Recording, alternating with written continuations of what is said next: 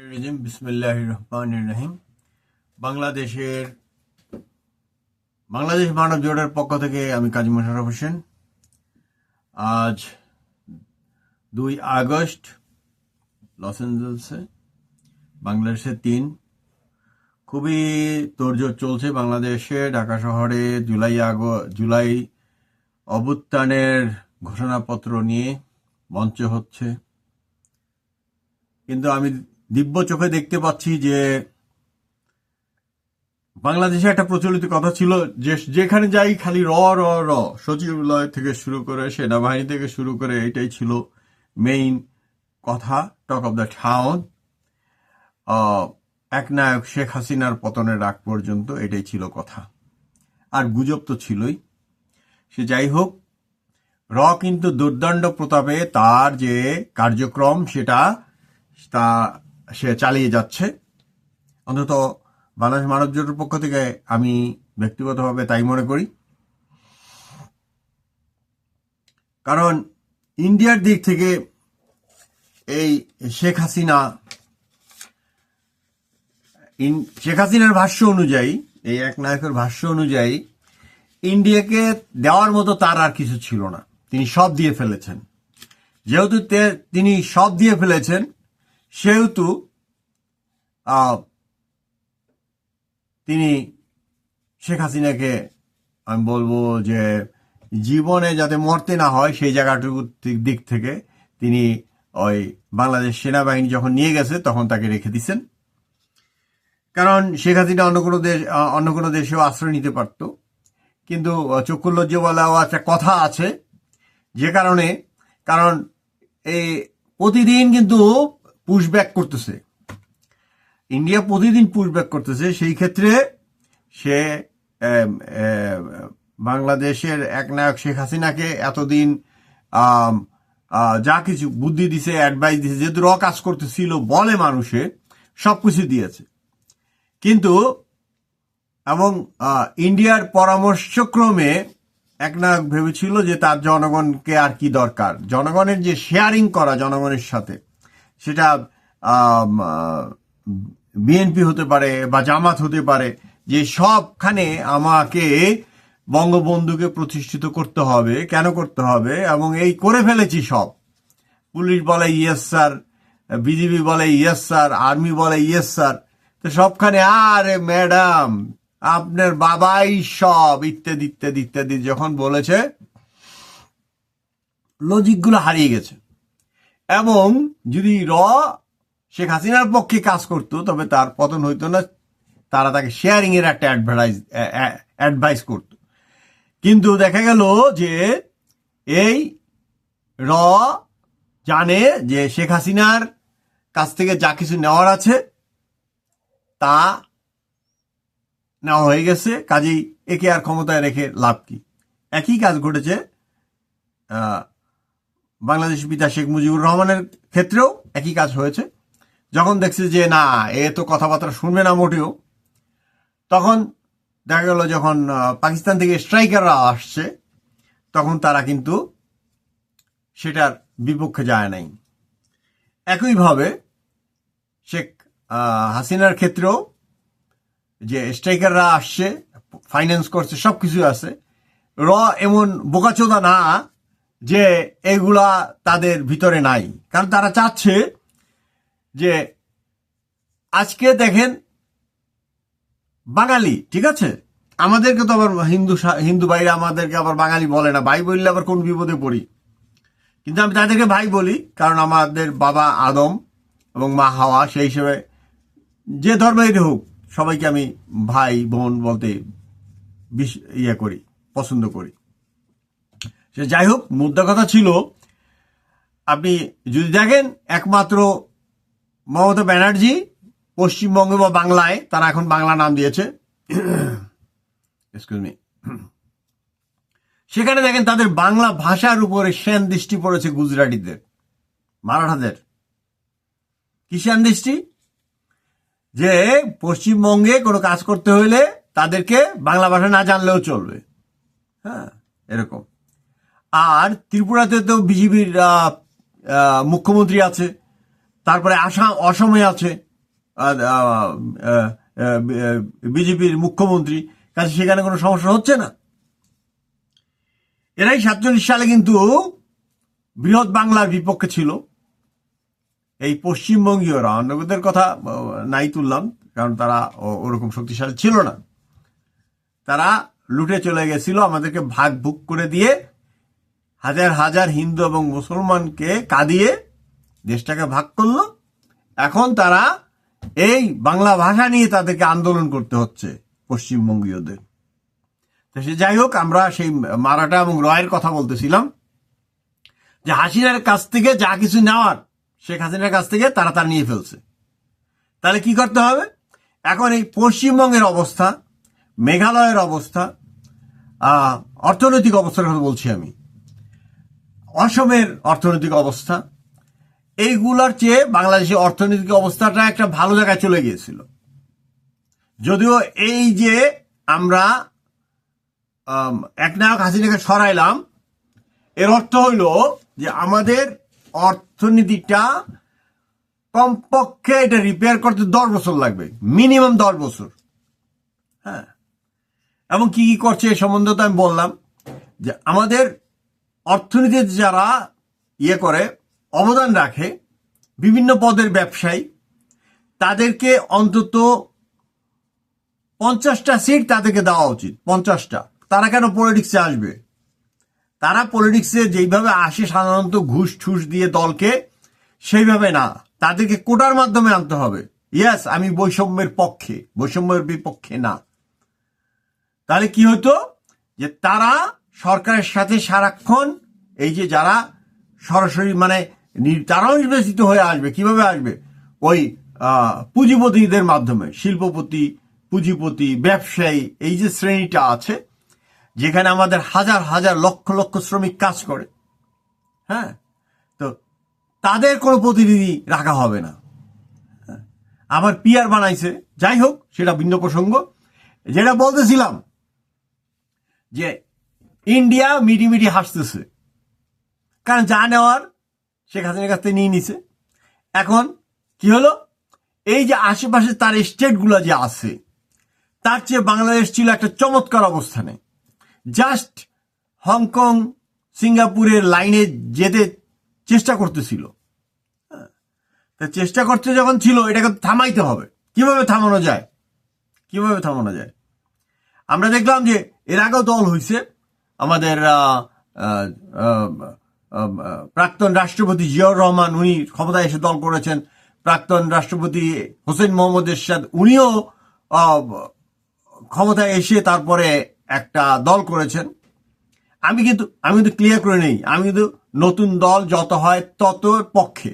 এই যে 100 থানায় অফিস লাগবে, 23টা ডিস্ট্রিক্টে অফিস লাগবে, এটার পক্ষে না। আমি জাস্ট স্টার্ট আপ করবো, আমি জাস্ট অনুমতি চাইব, রেজিস্ট্রেশন ফি দিয়ে। That's it. তুমি 5 বছর পরে দেখো যে আমার প্রোডাকশন কি, মানে আমি এমপি পদে কজনকে দাঁড় করাতে পারলাম বা পারলাম না, বা আমার এমপি পদে আমি নমিনেশন দিলে তারা ইলেকশনে জিতে আসে না হেরে আসে, তার উপরে বাদ দেওয়ার ক্ষমতা থাকবে কার? নির্বাচন কমিশনের। কিন্তু এখানে উল্টা নিয়ম। সে যাই হোক, এরকম আন্দোলনের মাধ্যমে আমরা ক্ষমতা থেকে ক্ষমতাচ্যুত করেছি এর আগেও। জিয়াউর রহমান যাই হোক দুঃখজনকভাবে উনি মৃত্যুবরণ করেছেন, বাট ওই হোসেন মোহাম্মদ এরশাদ, ওনার পতন হয়েছে। বেগম খালেদা জিয়া ক্ষমতা ছেড়ে দিতে বাধ্য হয়েছেন, কিন্তু তার পরপরই কোনো দল গঠন হয় নাই। কিন্তু এবার ঘটনাটা একটু অন্যরকম। দল হচ্ছে হোক, আমার কোনো সমস্যা নাই, বা আমি অপছন্দও করি না। নতুন দলকে আমি স্বাগত জানার চেষ্টা করি এবং করি। এখন এই ঘোষণাপত্র আসবে। এখন যদি বাংলাদেশে অন্তত আওয়ামী লীগ করে আসছে, সেই বহুদিন থেকে মানুষ আওয়ামী লীগ করে আসছে, ঠিক আছে। আমি বাকশালের লিখিত সদস্য ছিলাম না, বাট বাকশামের যে বঙ্গবন্ধুর যে দ্বিতীয় বিপ্লব, সেটাকে আমি সমর্থন করতাম, এখনো করি, কারণ এটা ছিল চায়না মডেল। সে অন্য প্রসঙ্গ। এখন দেখা গেল যে জাতিকে যে 2 ভাগে ভাগ করে ফেলা এবং গৃহযুদ্ধের দিকে নিয়ে যাওয়ার যে একটা প্রচেষ্টা যদি লেগে যায়, আল্লাহ মাফ করুক আমাদের জাতিকে। ছোট্ট একটা জাতি, ক্ষুদ্র একটা জাতি, গরিব একটা জাতি। আল্লাহ আমাদেরকে মাফ করুক, আমরা যেন কোনো ক্রমেই গৃহযুদ্ধে জড়িয়ে না পড়ি। এবং এটা জন্য আমি বলবো যে ইহুদি এবং মোসাদ একত্রিতভাবে, আগেও বলেছি, একত্রিতভাবে কাজ করতেছে।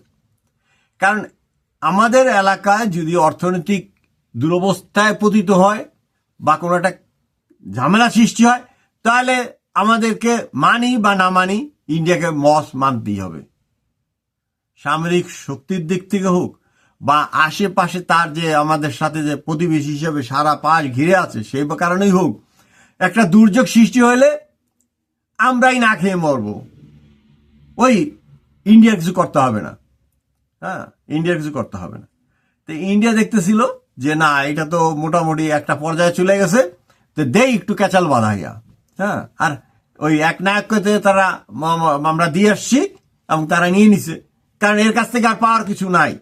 তো যদি দুর্বল হইলে আবারও আপনি কি করবেন, এই কদিন আগেও কাঁচা লঙ্কা নিয়ে আসছে ইন্ডিয়ার থেকে, ঠিক আছে।